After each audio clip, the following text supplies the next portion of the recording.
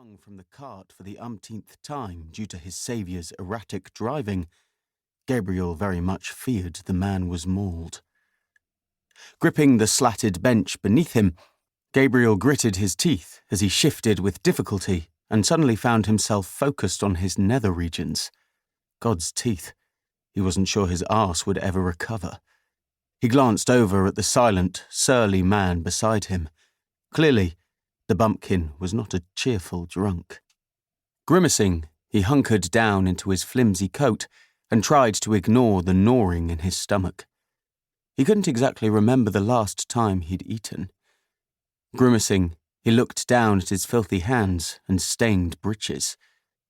He had no fear that anyone would recognise him as a member of England's upper 10,000.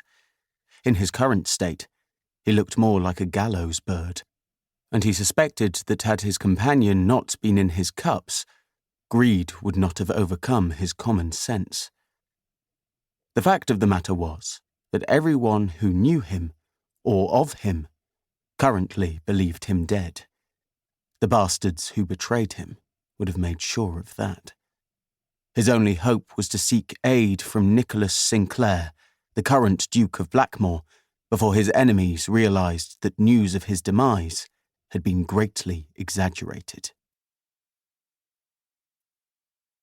At just after 11 o'clock, Hope reluctantly laid aside her book and rose to ready herself for the first service of Christmas Day.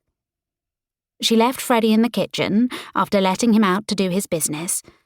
The dog had wasted no time in speedily cocking his leg up the nearest object before hastening back into the warmth of the silent kitchen and curling himself up in front of the embers still burning merrily in the large fireplace. After checking that the greedy hound was not able to help himself to the plate of cold meats and cheese, kindly left by Mrs. Tomlinson to refresh them after the service, Hope donned her warmest cloak and ventured out into the night. The weather was unusually cold for South Devon, and shivering, she wondered whether they might even be in for some snow.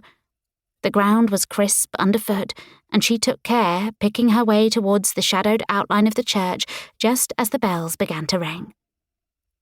As she neared the entrance, the hazards of falling over something nasty in the dark gradually lessened due to the soft candlelight shining from inside, and eventually she joined the queue of villagers, devout enough to brave more than one sermon written by her father's curate in a 24-hour period. Whilst she smiled and shook excited hands, though, she suspected it might well have been nosiness rather than piety that had brought most of Blackmore's residents out on such a cold evening, as it was generally accepted that one never knew what Reverend Shackleford would get up to next, and no one wanted to miss out. As it was, those who had believed sleep more important would undoubtedly later bemoan the fact that they missed the Christmas Eve service of 1810, although the telling of it would undoubtedly be embellished until the actual events were entirely lost in translation.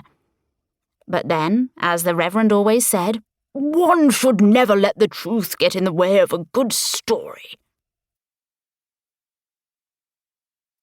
It was nearing midnight by the time Gabriel Atwood finally reached his destination, but as he stood at the foot of the steps leading up to the imposing front door of the Duke's magnificent seat, he felt sick to his stomach.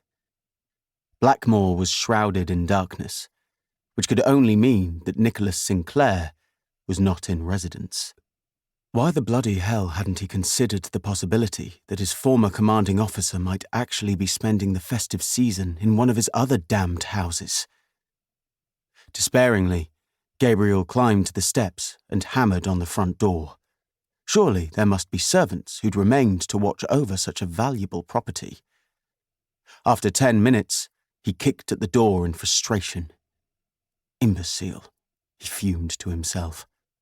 He'd placed all his eggs in one bloody basket, and he didn't know what the devil to do next. He was just about to begin hammering again when he suddenly heard church bells.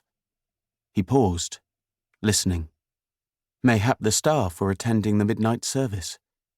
With a small sliver of hope, he started back down the steps and wearily made his way down the